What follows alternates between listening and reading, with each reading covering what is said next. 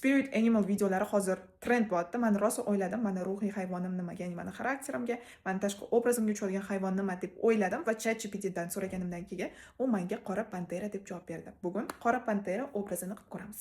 Shunaqa videolarimni в основном kechqurun olaman, sababi kunduzi kiyimimda rosa ish ko'p bo'lyapti. Agar yuzim sizlarga juda ham oppoq ko'rinayotgan bo'lsa, aslida unchalik ham oppoq emas. Chunki ChatGPT meni aynan qora panteraga o'xshatganini bilmadim-ku, lekin qanaqa makiyaj qilish kerakligini aniq bilaman. Ko'zimga ko'proq aksent berish uchun qora qalam bilan tegini chizib olaman. Kuryer kelyapti. Qo'rqib ketmasa bo'ldi.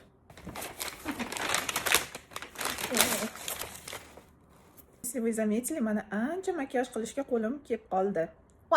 Kontring qilamiz. Qo'rqma. Too much. Panterani uzorlarini chizamiz. Pantera bo'lish juda qiyin ekan. Tulki bo'lib qo'yurmanmi? O'ylaganimdan ham zo'r chiqdi qizlar. Makiyajimga o'zingizlar bir tomgacha baho berib ketinglar. Ayni